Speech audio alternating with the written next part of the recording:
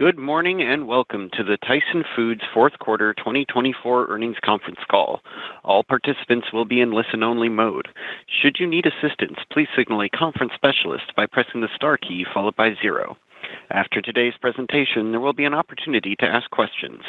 To ask a question, you may press star then 1 on your touch-tone phone. To withdraw your question, please press star then 2. Please note this event is being recorded. I would now like to turn the conference over to Mr. Sean Cornett. Please go ahead. Good morning and welcome to Tyson Foods fiscal fourth quarter 2024 earnings conference call. On today's call, Tyson's President and Chief Executive Officer Donnie King and Chief Financial Officer Curt Calaway will provide some prepared remarks followed by Q&A. Additionally, joining us today are Brady Stewart, Group President, Beef, Pork, and Chief Supply Chain Officer, Kyle Narron, Group President, Prepared Foods, Wes Morris, Group President, Poultry, Kevin Cole, President, International and Global McDonald's, and Melanie Bolden, Chief Growth Officer. We have also provided a supplemental presentation which may be referenced on today's call and is available on Tyson's Investor Relations website and via the link in our webcast. During today's call, we will make forward-looking statements regarding our expectations for the future. These forward-looking statements made during this call are provided pursuant to the Safe Harbor provisions of the Private Securities Litigation Reform Act of 1995.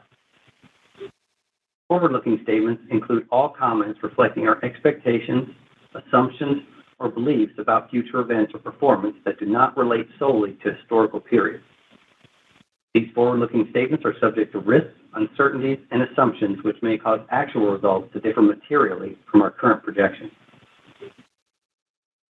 Please refer to our forward-looking statements disclaimers on slide 2, as well as our SEC filings for additional information concerning risk factors that could cause our actual results to differ materially from our projections. We assume no obligation to update any forward-looking statements. Please note that references to earnings per share, operating income, and operating margin in our remarks are on an adjusted basis unless otherwise noted. For reconciliation of these non-GAAP measures to their corresponding GAAP measures, please refer to our earnings press release. Now, I'll turn the call over to Donnie. Thanks, Sean, and thank you to everyone for joining us. This morning, we reported our fourth quarter and fiscal year 2024 results. Performance in Q4 was strong. In fact, adjusted operating income and adjusted earnings per share were both the best results in the past 8 quarters, and both more than doubled compared to Q4 last year. The momentum we've built led to significant improvement in full-year profitability in 2024. For the year, AOI of more than $1.8 billion, nearly double versus fiscal 2023, while adjusted EPS of $3.10 increased more than 130%. We're clearly pleased with our performance this year, where a significant turnaround in chicken, combined with strong results in prepared foods and improvements in pork, offset well-known challenges in beef. Our disciplined capital allocation drove strong cash performance in 2024 as well. Free cash flow increased by more than $1.6 billion versus last year and came in at more than twice the dividend this year. This result was driven by increased AOI and prudent CapEx management, while still investing for profitable growth. Overall, our financial health strengthened significantly from where we ended fiscal 23. Each of our team members across the organization contributed to this strong performance in 2024. I'm very thankful for the hard work they do every day to make us a world-class food company and recognized leader in protein. I want to point out that beyond the results in fiscal 24, we're providing guidance for fiscal 25, which builds on our momentum. At the midpoint, AOI is growing and our financial strength is improving. It's important to note that our guidance at midpoint for prepared foods and chicken reflects AOI expectations of more than $2 billion combined. Our outlook for next year highlights the benefits of our multi-protein, multi-channel portfolio. Our strategy remains the same and reflects the continued focus on our business fundamentals. Our priority on controlling the controllables has clearly delivered positive benefits in fiscal 2024, and we expect that to continue in 2025. I want to emphasize that I remain optimistic about our future and I am highly confident in our ability to drive long-term value for shareholders. Let's move to segment highlights, starting with prepared foods, which has been a solid and stable driver of profitability. AOI results for the quarter and the year came in just as we expected, with the midpoint of our segment guidance remaining constant all year. FY24 AOI grew 2% year over year and was the best performance since fiscal year 18, overcoming headwinds of startup costs at our new Bowling Green plant and a challenging consumer environment. Overall volume grew nearly 1% as we continue to broaden our customer base and expand our presence in broadline distribution categories. Moving to chicken, AOI results came in above the high end of our most recent guidance range. While we benefited from lower grain costs, our focus on the fundamentals of live operations where hatch and livability again improved year over year in Q4, and plant efficiencies also contributed to the strong results for the quarter and the year. It's clear that we've built a fundamentally stronger chicken business, as evidenced by the significant turnaround in AOI from fiscal 23 to 24, which was our best full-year AOI performance in the past 7 years. While results in beef were better than anticipated for Q4, we continue to see compressed spreads versus last year, driving the decline of profitability for both the quarter and full year. Obviously, the current cattle cycle remains challenging as there are no clear signs of sustained herd rebuilding intentions. We will remain focused on the things we can control as we manage through it. Turning to pork, improved spreads highlighting herd health and solid demand drove a $270 million year-over-year increase in AOI for fiscal 24. As I mentioned, our focus on controlling the controllables has produced solid results for fiscal 2024, and we expect this to continue.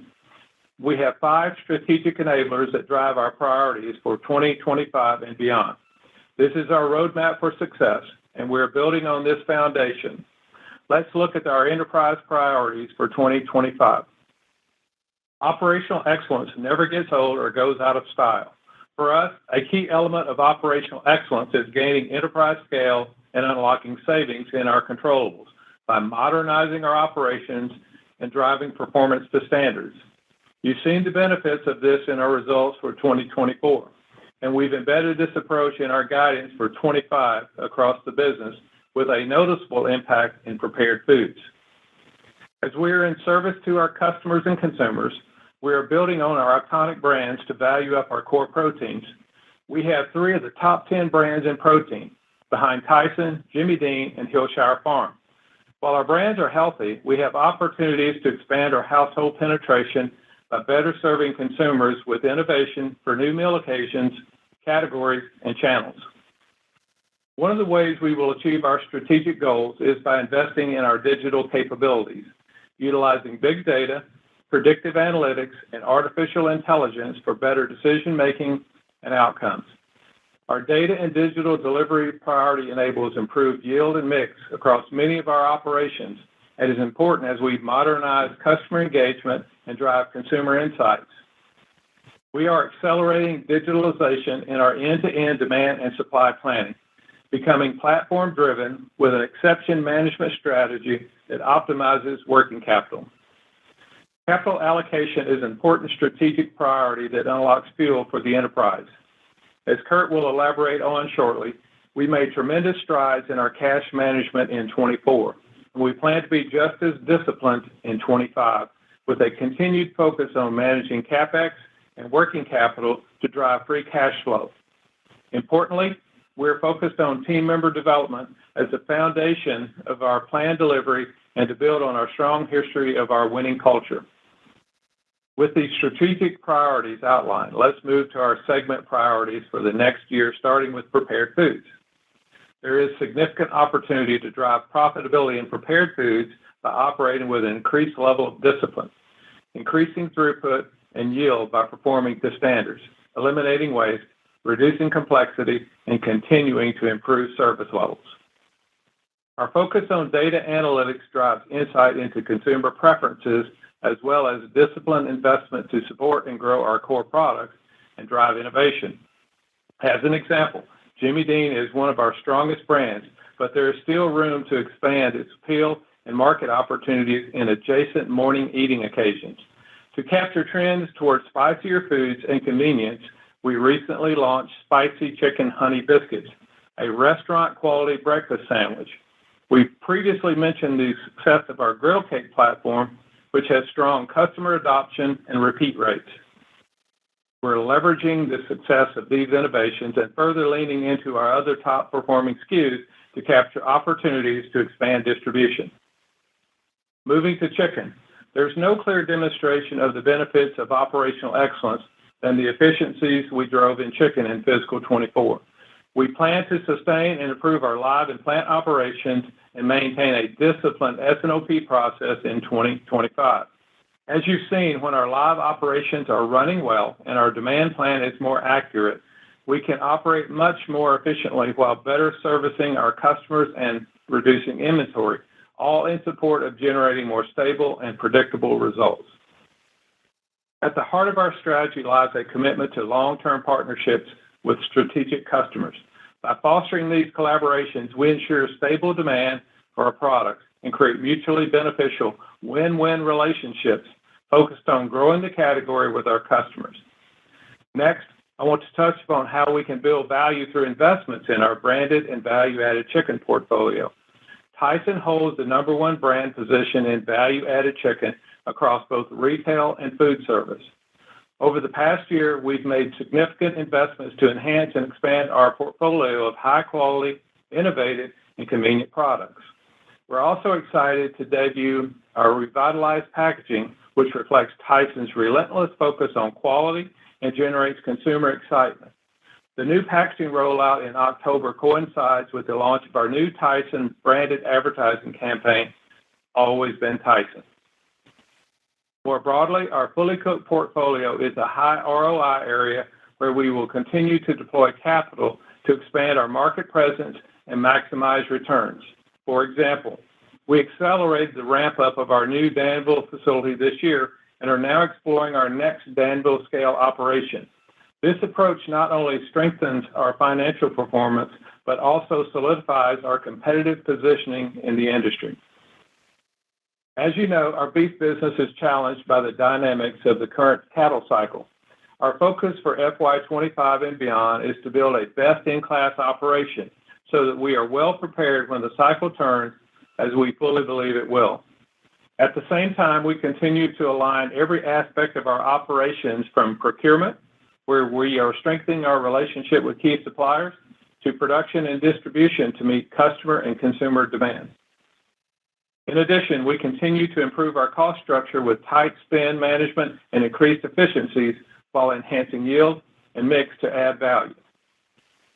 We're meeting consumers' demand for convenience with an expanded assortment of pre-seasoned beef, available in a variety of new flavors and forms. We are a leader in beef, and we want to be a valued partner for our customers by having the right products at the right time to meet their needs. We made good progress on operational improvement in our pork business in fiscal 24, which allowed us to capture the benefits of a better market condition, and we expect to make incremental progress this year. The network optimization initiative we completed in 24 is expected to drive better capacity utilization and allow us to improve our mix by leveraging the capabilities of our remaining plants. We're also scaling up our use of data to make better decisions on mix and to improve yield. Like beef, our pork team has been expanding our portfolio of seasoned and marinated products to drive increased value-added offering while strengthening our partnership with key customers. Across the business, our focus on controlling the controllables can drive sustainable cash flow, better operational execution, and improved mix, and deliver a solid performance in fiscal 2025. Before I hand things over to Kurt to review our financials in more detail, I want to share the positive results from the execution of our strategy, demonstrated by the momentum of our value-added businesses in prepared foods and chicken, while we are also managing through and acknowledging the challenges of the current beef cycle. As our value-added businesses grow and drive a larger portion of our profitability over time, we should expect a more stable earnings profile. Looking at prepared foods in fiscal 24, we delivered AOI growth of over $100 million as compared to the 5-year average from fiscal 19 to 23, and its share of overall profitability has increased from a quarter to a half. Additionally, at the midpoint of our fiscal 25 guidance, we're also expecting nearly $100 million increase in earnings. With that, I'll turn the call over to Kurt. Thanks, Donnie. Total company net sales were up 1.6% year over year in Q4 and 0.8% for fiscal 24.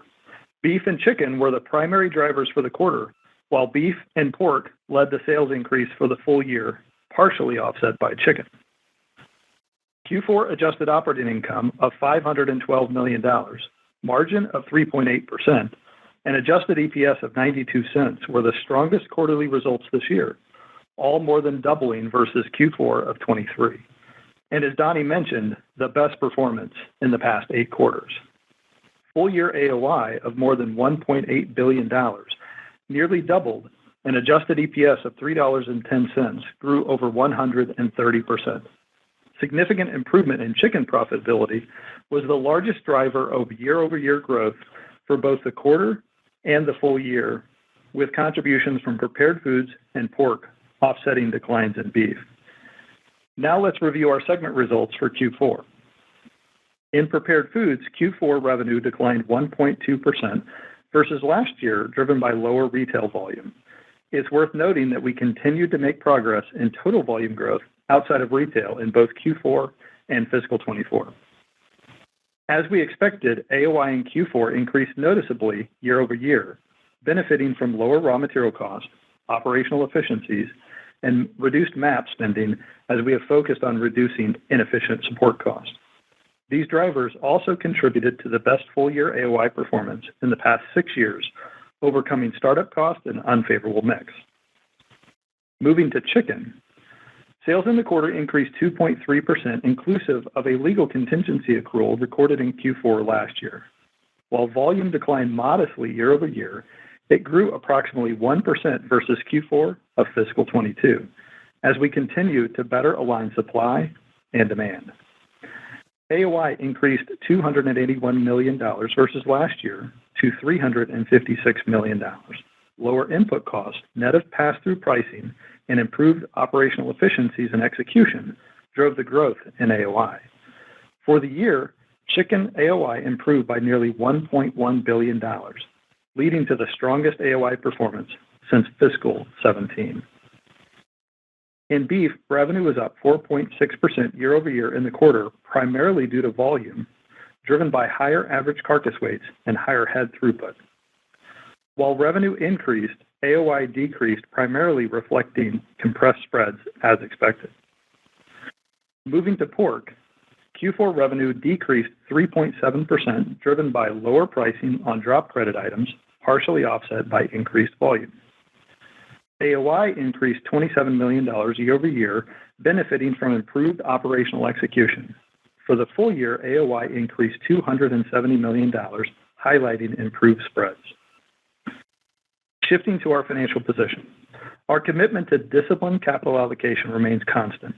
Our priorities are to maintain financial strength, invest in the business, and return cash to shareholders, all while maintaining our investment-grade credit rating. Full-year cash flow from operations increased nearly $840 million, driven by improved profitability and working capital management. Operating cash flows of $2.6 billion was more than double our CapEx, which came in at just over $1.1 billion for the year, reflecting our disciplined capital deployment while continuing to invest for profitable growth. Fiscal 24 free cash flow improved by more than $1.6 billion year over year. This increase was driven by roughly equal contributions from higher operating cash flow and lower CapEx. Free cash flow of nearly $1.5 billion was more than 2 times our total dividend. As you saw in our earnings release, we raised our dividend for the 13th consecutive year, reflecting confidence in our cash flow generation. We remain committed to the dividend as our primary way of returning cash to shareholders. Additionally, we ended the year with $4 billion of liquidity after repaying our 2024 senior notes in August for $1.25 billion. Net leverage declined again sequentially, ending the fiscal year at 2.6 times. This is a full 1.5 turns of improvement versus where we exited fiscal 23. We've made good progress, but continue to focus on returning net leverage to our long-term target of at or below 2 times net debt to adjusted EBITDA. Our plan for fiscal 24 was to apply our controlling the controllables approach to improve our financial strength. As you can see in our free cash flow and net leverage performance, we've clearly over-delivered on that plan and remain committed to deploying resources to maximize long-term shareholder value. Now let's look at our guidance for fiscal 25. We anticipate sales dollars to be flat to down 1%. We expect volume growth in chicken and prepared foods to be offset by lower beef and pork volumes. However, total company AOI is expected to be between $1.8 and $2.2 billion, reflecting approximately 10% growth at the midpoint, driven by prepared foods and chicken. Rounding out key P&L items, we anticipate interest expense to be roughly $380 million and our tax rate to be between 24 and 25%. As Donnie mentioned, we're going to maintain tight controls on spending and CapEx to be between $1 and $1.2 billion this year. While there are a range of outcomes for AOI, we expect our free cash flow to exceed $700 million, which is approximately our new expected annual cash dividend. Moving to the breakdown of total company AOI by segment, starting with prepared foods. While we don't anticipate material changes in consumer behavior, we still see a pathway to significant growth in prepared foods AOI by focusing on operational improvements that are in our control, as you saw in our segment priorities for fiscal 25. We expect AOI to be in a range of $900 million to $1.1 billion, representing double-digit growth at the midpoint, driven by these initiatives. In chicken, we plan to sustain and build on the operational improvements we put in place in fiscal 24. We are reinvesting a portion of these benefits into our value-added portfolio, highlighted by our master brand relaunch and new marketing campaign. We anticipate chicken AOI to be in the range of $1 to $1.2 billion, highlighting high single-digit growth at the midpoint. Now on to our beef segment, where uncertainties remain, including the timing and pacing of meaningful herd rebuild intentions. These market dynamics are reflected in our range of outcomes for AOI for fiscal 25, where we expect a loss of $400 to $200 million, which reflect a similar level of profitability year over year at the midpoint. In pork, we also expect a similar level of profitability in 25 as in 24, with AOI in the range of $100 to $200 million. At the midpoint, benefits of our ongoing operational initiatives may be offset by tighter spreads. Our international business made strides in improving operations in fiscal 24, leading to a notable increase in AOI. We expect to make further progress in fiscal 25. Our outlook for the coming year reflects the benefit of our multi-protein, multi-channel portfolio. The middle of our range highlights solid earnings growth and continued progress on our operations and financial strength. Now I'll pass things back to Donnie to wrap up. Thanks, Kurt. I'm proud of our fiscal 2024 results. We drove significant improvements in our P&L and on our balance sheet. These accomplishments are a direct result of our team's unwavering discipline in executing our strategic priorities. I'd like to take this time and opportunity again to thank each of our team members. Your focus and commitment has been essential to our success. Looking ahead, we still have room for improvement, but I'm optimistic about what's to come. We have a solid foundation as one team, one Tyson, and I'm confident we will continue making progress in fiscal 25, building on our iconic brands to value up our core proteins and striving to operate with excellence. Before we move to Q&A, I'd like to welcome Kyle Narron as our new Group President of Prepared Foods. With more than 2 decades of industry experience, Kyle is a proven leader with strong operational expertise and a deep understanding of our business. As you recall, Melanie Bolden came to us as Chief Growth Officer in early 2023, and shortly after agreed to take on additional responsibilities as Group President of Prepared Foods. I'd like to extend my gratitude to Melanie for delivering the fiscal 24 plan and creating momentum for growth in the future. Her role as Chief Growth Officer remains central to our growth strategy, especially as we move forward with the most robust innovation pipeline in our company's history. Her efforts to deliver continued breakthrough marketing and growth initiatives, including digital enablement, will be pivotal as we bring new consumers to the Tyson Foods portfolio. Kyle's appointment has been a seamless transition. We're confident his experience and leadership will ensure continued momentum for the business. Thank you for your time today, and I look forward to updating you on our progress next quarter. Now, I'll turn the call back to Sean for Q&A instructions. Thanks, Donnie. We will now move to your questions. Please recall that our cautions on forward-looking statements and non-GAAP measures apply to both our prepared remarks and the following Q&A. Operator, please provide the Q&A instructions. We will now begin the question and answer session. To ask a question, you may press star, then one on your touch-tone phone. If you're using a speakerphone, please pick up your handset before pressing the keys. To withdraw your question, please press star, then two. We ask that you please limit yourself to one question and one follow-up. If you have any further questions, you may re-enter the queue at any time. At this time, we will pause momentarily to assemble our roster.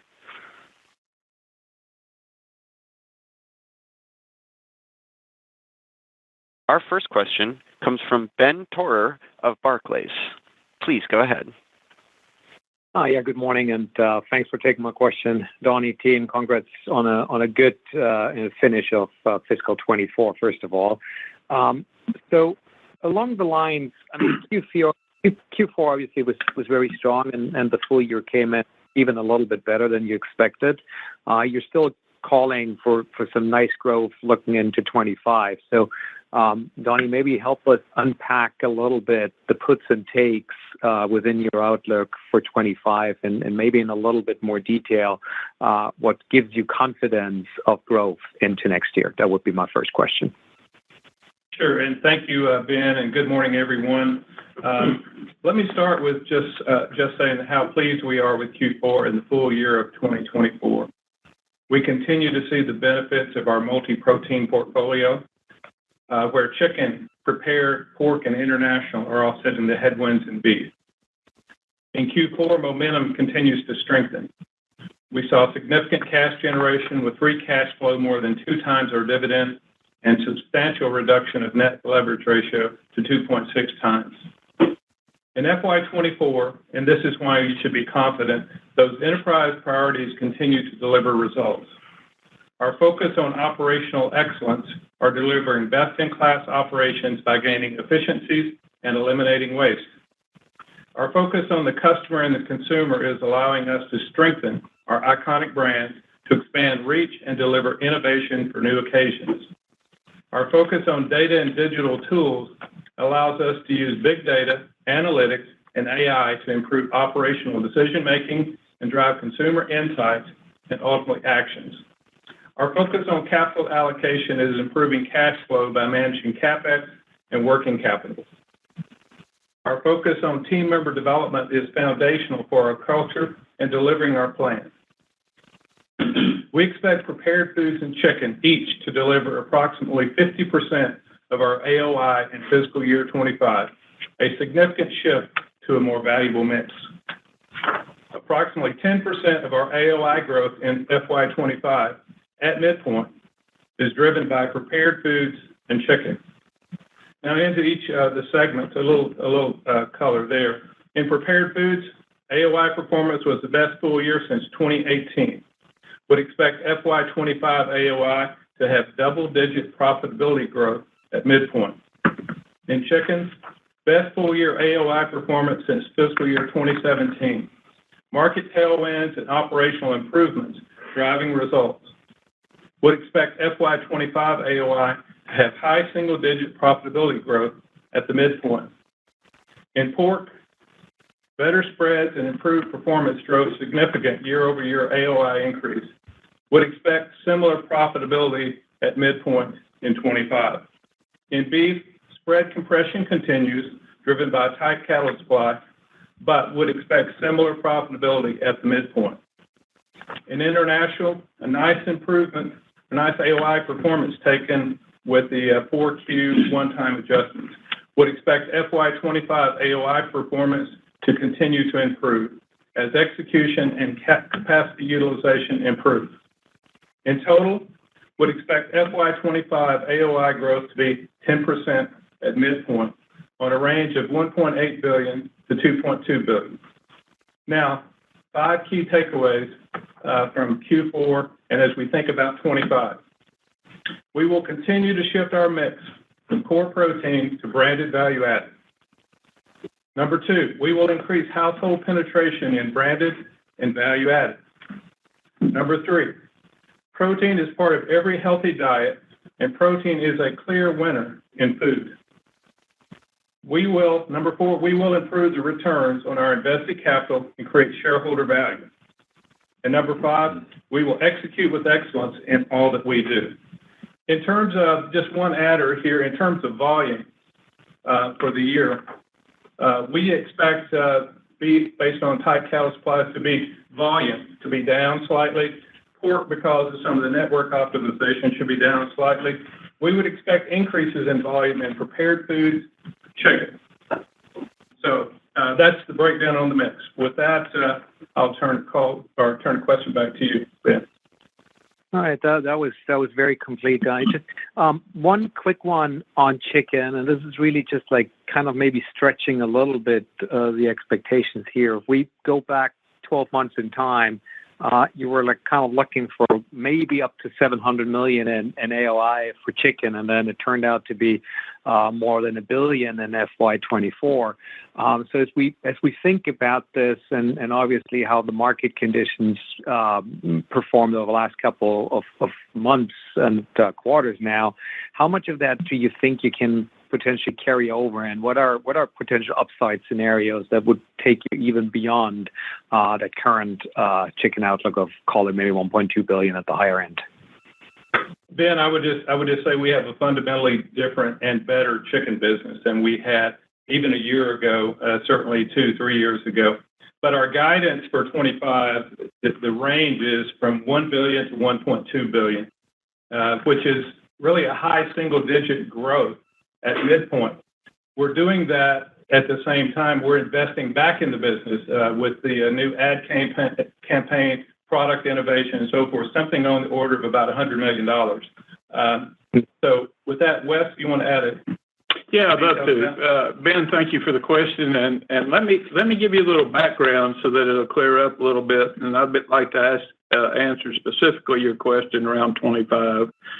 And so we executed our strategy in 24. It was a great team effort as we drove over $500 million in operational improvement across live plants and then matching up our supply and demand. And so we delivered our strongest Q4 in history. But here's the part that most people don't know. While we were working on the cost side, we were also resetting the stage for the revenue side and winning with consumers. And so Donnie mentioned our number one share in retail value added. We did a complete do-over in which we upgraded our quality to the point that our testing exceeded consumer expectations. Not I like it, but it exceeds my expectations.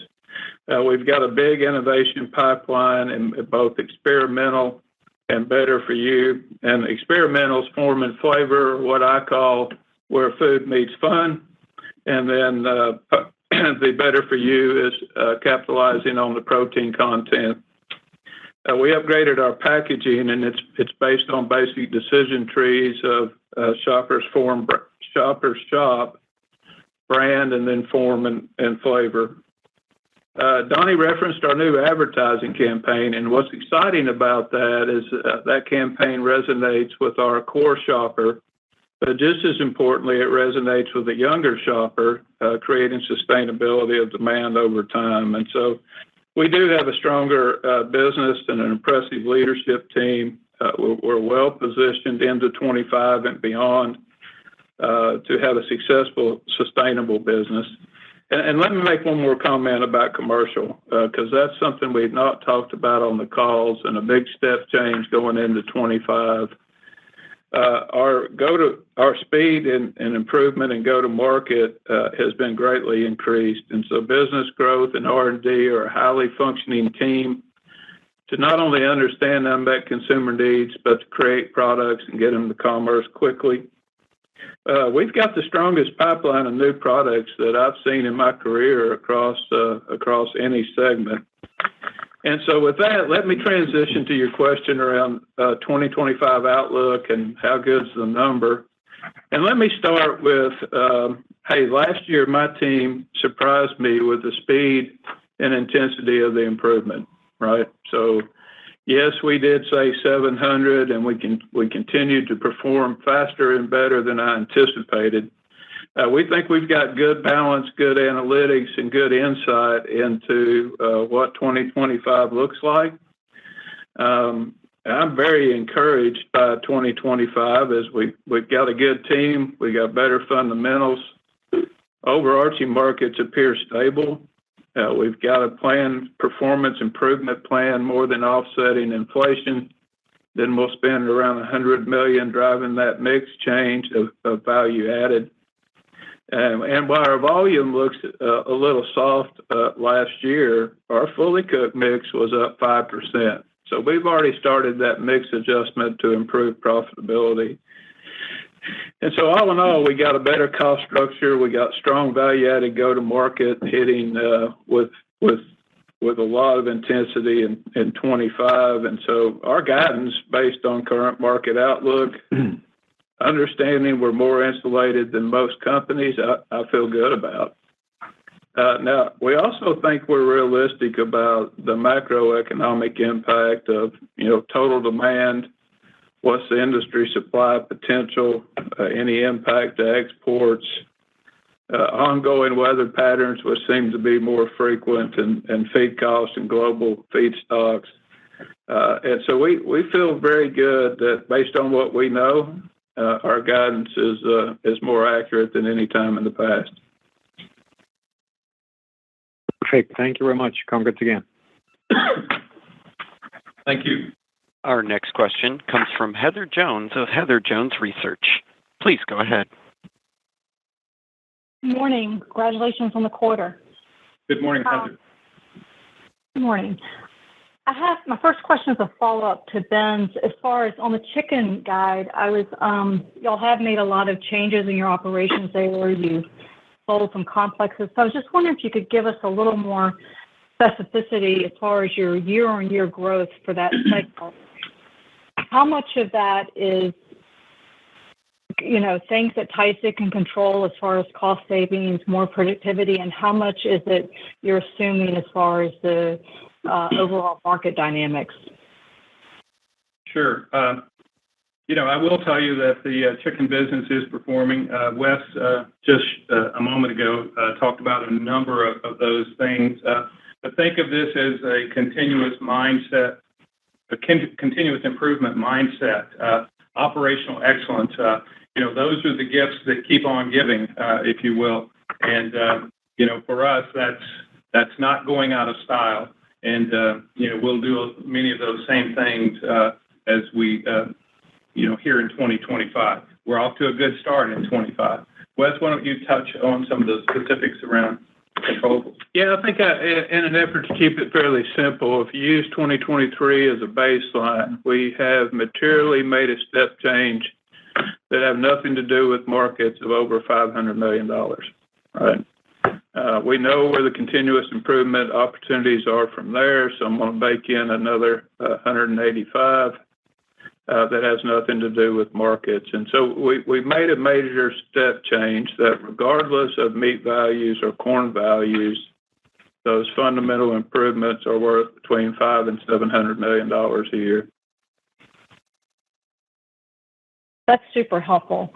And then my follow-up is on beef and specifically production there, just due to new feed additives, longer time on feed, just production has come in much higher than anyone would have expected this year, and those weight gains are likely to continue in 25. So given that we haven't had this hole in supply that was expected, the wholesale price gap between chicken and beef has been pretty narrow. It's narrowest in 2 years, whereas the retail price gap is the highest ever. And so just wondering what y'all are hearing from retailers, given that supply has not been as bad as people thought. Is there a possibility that retailers start promoting beef more at the expense of chicken in 25? So just would love your thoughts on that. Well, good morning, Heather. Appreciate the question. It's Brady. First of all, I think it's really important to point out just where we sit from a beef demand perspective, just kind of to set the stage. And when we look at 24 versus 23, we saw it from a choice cutout perspective increase just relative to the wholesale price as well. And it was up a little more than 2%, which signals really good beef demand. And we've seen that in our business as well. Then when we go and we kind of dissect it by primal and by product, it gets a little bit more interesting as well. And so really kind of flattish prices across the board on the rib and the loin. But we've seen a significant increase in price on the grinds. And so I'm not sure that every single one of the products on beef is really a clear substitute, with chicken and with pork. But where we have seen that increased demand and price has really been on lean trim. It's been on the grinds, and we've seen some substitution opportunities between the round complex and the lean complex as well. From a retailer perspective, we have seen several different strategies deployed. And because we've seen the steady demand for beef, we know that the consumer is going to stay in there and continue to buy beef. And so some retailers have certainly taken that promotional opportunity to work on that rib and loin complex to drive those market baskets higher in general. So I guess the overarching sentiment just relative to beef is really good demand, even with these higher prices, and expect that to continue into 25. Ms. Heather, this is Wes again, and I was so focused on the cost side of your question. I think I should have mentioned a big unlock on the revenue side as well as we go into 2025. So as you know, we opened 5 fully cooked lines in our Danville, Virginia new plant earlier in 24. Through great efforts from both retail and food service, that plant is actually sold out. And so that mix change that I referenced earlier, also changing the economics, is baked into our 25 plan. And I'm excited to announce that we're already starting to work on the next 5 fully cooked lines. Wonderful. Thank you so much. The next question comes from Ken Goldman of J.P. Morgan. Please go ahead. Hi, thank you. I'll stay with chicken. And thank you for all the help, both of you, in terms of the mix changes and Kurt, in terms of some of the permanent dollar changes to your operating income that you would expect. I wanted to ask, though, is it possible that there's a potential partial offset coming in the next year just from higher supply? And I know, we're getting some mixed signals there, but we have seen chick placements increase to some extent. I'm just curious, not trying to rain on what's a pretty great parade here, but just wanted to get a sense for what's in your guidance for potentially higher industry chicken supply in the coming months. Thanks, Ken. Let me start out and answer that question, and if we want to go into more detail, I'll give it to Wes. But I would tell you in our guidance that 1 to 1.2, we have contemplated all those things that you just mentioned. So we're comfortable with the guidance that we've given. I think one thing that I'll just add to in terms of how this mix is shifting for us, not only in chicken, but for the other businesses, but for chicken specifically today. If you look at volume, while it is positive or projected positive for 25, what you don't see in that is this, that the outsized growth of the value-added branded business is up about 5%. Thus, we're filling up the Danville, Virginia plant, and then we're looking at another plant to do that. So what we're doing in shifting this core or commodity into more value-added is working, which has been part of the Tyson history for many decades now. And so we'll do more of that. And we're aware of the market conditions, but we're trying to operate and be a company that is a little different in terms of what we do. Yeah, I'll share my perspective. Oh, sorry. If I could, I'll share my perspective real quick. We see the record egg sets, and I think it's reflecting strong demand for poultry, plus the industry's continued challenge in hatch and livability. Fortunately, Tyson's performance has dramatically outpaced the industry. We're able to service our customers. We referenced the 2.6% increase for the full year. But given the robust demand, I think there's good reason to believe that supply and demand are fairly balanced. But I want to be clear on something that we talk about internally. We really grow chickens for two reasons. We don't grow a lot of chickens to sell for whatever they're worth next Wednesday. We grow a lot of chickens for strategic customers to create win-win solutions who are looking for a continuity. And that has built-in mechanisms that if we perform, we make money. And then the second reason we grow chickens is as ingredients to our fully cooked and par-fry business, which we're growing exponentially. So that the industry will do whatever it's going to do. I think we're well positioned to win either way. Thank you. And if I could just ask a quick follow-up. You have a new administration coming in the White House. I think a lot of uncertainty, maybe both on the upside and downside. I'll leave this question open-ended, but just in terms of labor, tariffs in both direction, regulations, is it possible to even analyze, what might be some upside and downside drivers at this time, or is it just way too early to say? Well, I will. There's a lot that we don't know at this point, but I would remind you that we've successfully operated this business for over 90 years. No matter the party in control, the environment. We look forward to working with the incoming administration. Like all businesses, we'll assess any new policies and plan accordingly. So we're going to control, again, what we can control in this environment. So I'll leave it at that, Ken. Thank you. Mm-hmm. Thank you. The next question comes from Pooran Sharma of Stephens Inc. Please go ahead. Hey, thanks for taking my questions, and congratulations on the strong quarter. Thank you. I was hoping just to gain a little bit more clarity for myself on beef and kind of your outlook, and more specifically, just wanted to understand just heifer retention or herd rebuilding dynamics. I understand we haven't seen that yet, but just looking at your guidance at the midpoint for beef, we're kind of looking flattish.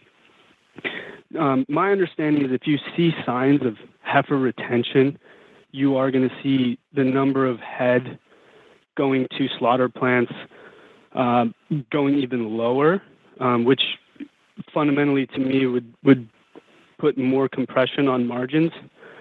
Does the lower end of your operating income range factor in potential heifer retention, or help me kind of think about potential heifer retention in your beef outlook for next year? Sure. Let me start off with that. In terms of the guidance, we're guiding to a loss of $400 million to a loss of $200 million. So the challenge continues. But as I mentioned earlier, this 2025 will be similar based on all of our modeling to 24. There's some influx, yes, heifer retention, and we're not seeing meaningful heifer retention. But there's also the influx of heavier weight cattle. There's the influx of some dairy into the supply and a number of other things. I'll flip it to Brady to let him give you some of the finer details of that. Sure. Thanks, Donnie. I think it's also important to understand what Tyson can control, and I'm proud of the team relative to some of the improvements we made in 24. And so to have operating costs in our plants that are lower in 24 versus 23, when we saw some inflation and some lower headcount numbers, is really meaningful to the outlook of our business as well, and provide some visibility in terms of where we can control. this is one of the most dynamic beef environments in history, and we've gone through these cycles approximately every decade. But this one's really unique, and we've seen record cutout prices, some record weights that you referenced as well, and how all of these different pieces shape into the outlook is very interesting. So we've layered on a significant amount of data platforms to help us analyze our business better than we ever have before and make better business decisions that really drive outcomes that are important and meaningful. And so from a cutout perspective, I mentioned earlier that we've seen really, really good demand. And we need to continue to understand that that good demand and really high cutout values provides greater importance now on our yields than it ever has in the history of the business as well. And so there's initiatives to continue to move forward and continually improve in that area as well. Grinds is very, very important. I mentioned the record high prices we've seen on lean trim. How we convert lean trim into chubs or patties or other grind material to meet the consumer wherever they want to go is a good opportunity for us, and we've seen great initiatives and movement in that area. Donnie mentioned the seasoned marinated progress, and we want to provide convenience to our customers as well and provide different platforms for them to purchase our beef products. Really proud of the team to continue to innovate and come up with different solutions for the future. And then just lastly, I just want to go back and reiterate the efficiency improvements that we have made year over year are absolutely meaningful as well and will help us navigate through whether we start to see additional heifer retention and potentially some lower harvest numbers or it's more of a static demand case.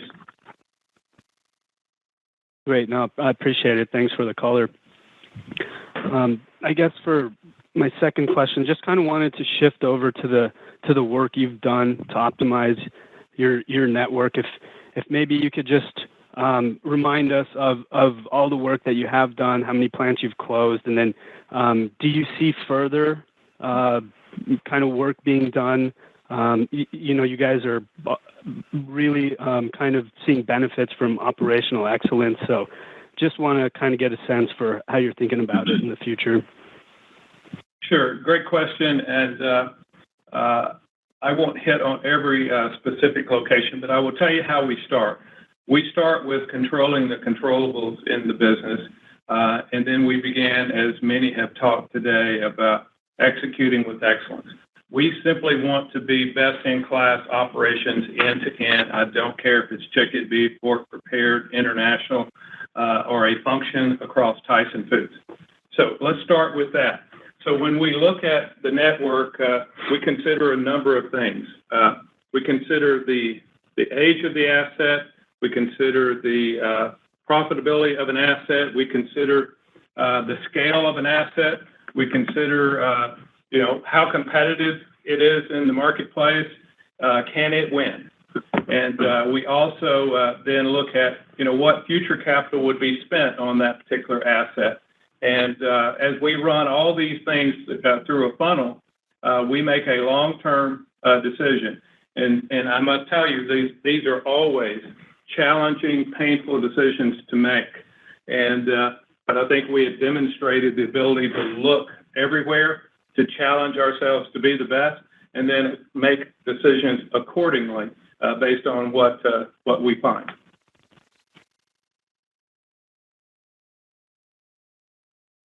Our next question comes from Thomas Palmer of Citi. Please go ahead. Good morning, and thanks for the question. I was hoping to get a little more specific on the expected drivers for prepared foods. Sounds like mix is a factor. I wondered maybe about your outlook for other items, anything maybe quantifiable on volume expectations, and then kind of thinking about COGS inflation and productivity. And then just kind of in context to that expected improvement in prepared foods, would you expect to see this 10% operating profit growth starting in the first quarter, or is there a period later in the year where we might see outsized growth? Thanks. Yeah, great question, and thank you for that. I would remind you that in 2024, it was the best year we've had since 2018.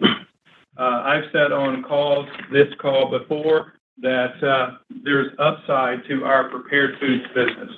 What we are doing what we did in 24, 23, and we'll do in 25 and beyond is continue to drive out waste from our business.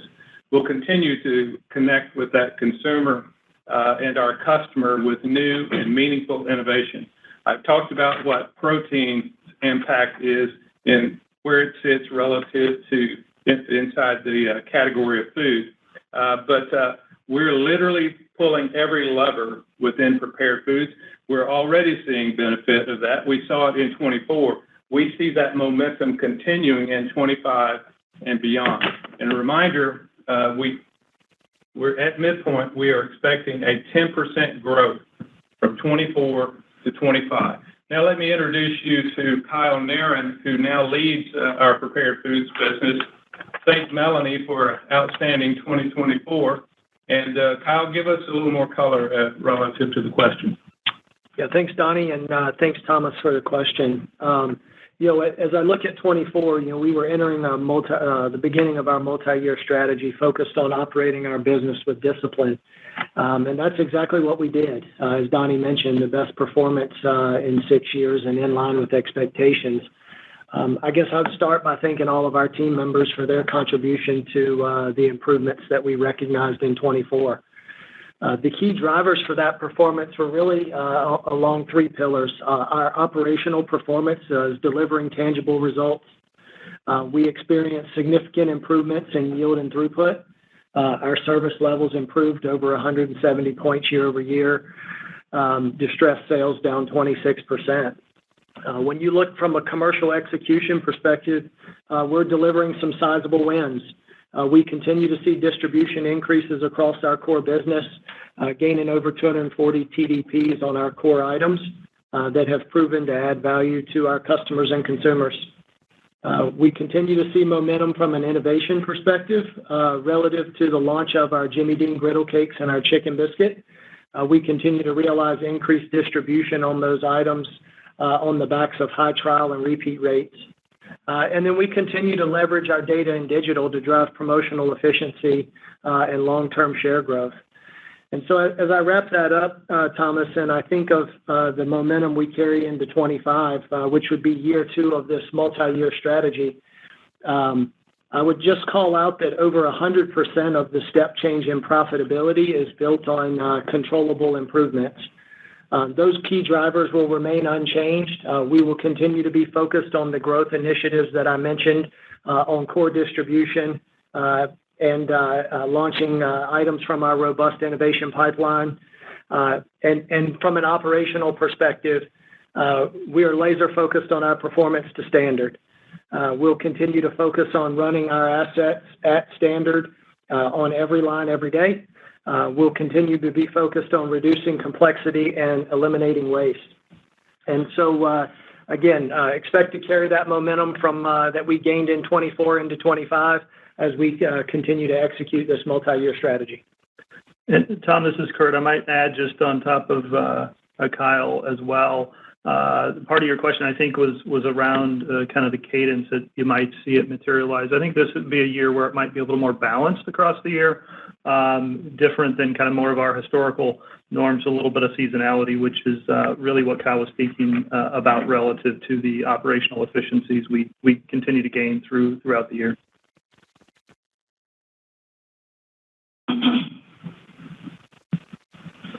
The next question comes from Michael Lavery of Piper Sandler. Please go ahead. Thank you. Good morning. Morning. I just wanted to come back to chicken supply. I know you gave some thoughts on how you're factoring that in and thinking about it. I guess just would love to follow up on, you cite the USDA expectations for around 3% supply growth. More recently, we've seen that the egg set and chicks hatched up at closer to 6%. Do you expect that to come in? I guess, how do you think about just, reconciling those two data points?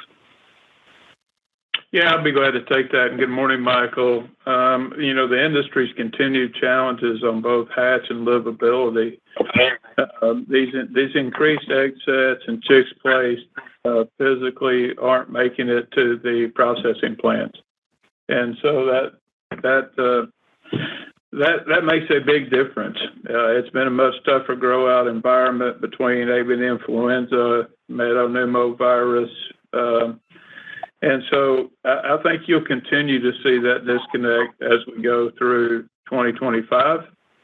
The only offset being in higher bird weights, and that's driving actually driving the 2.6% increases through bird weight per head. Okay, that's helpful. And just back on prepared foods, I know you're lapping the plant startup costs. Can you just help us remember how to quantify that? Yeah, thanks for the question, Michael. Startup cost year over year, or what we realized in FY24 was somewhere around $20 million. But I would remind you certainly that we would be lapping a first half with lower depreciation from an overhead perspective as well. Okay, great. Thanks so much. Our next question comes from Andrew Strelzik of BMO. Please go ahead. Hey, good morning. Thanks for taking the questions. My first one, I wanted to go back to some of the operational improvements in the beef segment that you're talking about. My understanding or assumption was that there would have been a whole lot internally that you could do to really cushion against the market environment, but you sound more optimistic on that now, and certainly listed a number of things that you've been working on. So I was just curious if you could quantify kind of how much you think that can move the needle, similar to what you said in chicken, or just maybe give a framework for how that could impact the business relative to kind of underlying margin environment. Yeah, thanks for the question, Andrew.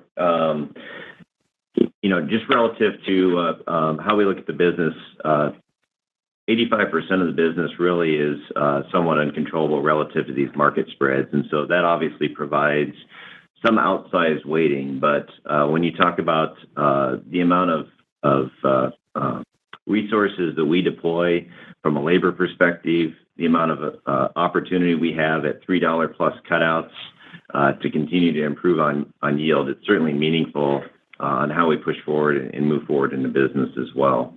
And so I'll just say that there is a great opportunity for us to continue to march forward towards world class. We want to make sure that we minimize the losses in this challenging cycle, and we really have the right to win relative to the utilization of our 6 harvest assets as we move forward throughout the bottom side of this cycle. Okay. All right. That's helpful. And my other question is just on capital deployment and cash flow generation, I guess. Leverage has been coming down. I know you're not quite to the target levels yet, and this will be still a pretty disciplined year. I guess I'm just curious if the business is headed in the direction that it seems to be. Are we getting closer maybe next year to a time when maybe you can start to loosen the purse strings a little bit on that front? Or how are you thinking about whether it's CapEx or other investments, returning cash to shareholders kind of more broadly over the next several years? Thanks. Thanks for the question and appreciate the comments. And we certainly did have a very disciplined approach from a cash deployment scenario in 2024 and drove net leverage down from 4.1 times to 2.6 times across the year.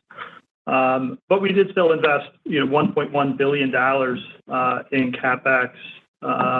And at the guidance range that we've provided for next year, we would invest between $1 billion and $1.2 billion in CapEx in 2025. And we also had a comment in our guidance relative to free cash flow that would exceed our annual dividend, expected to be in the range of about $700 million. But we'll stay very constant relative to our capital allocation priorities around build financial strength, but also investing in our business and returning cash to shareholders, as you said. And obviously, make note, we did increase our dividend announced this morning as well.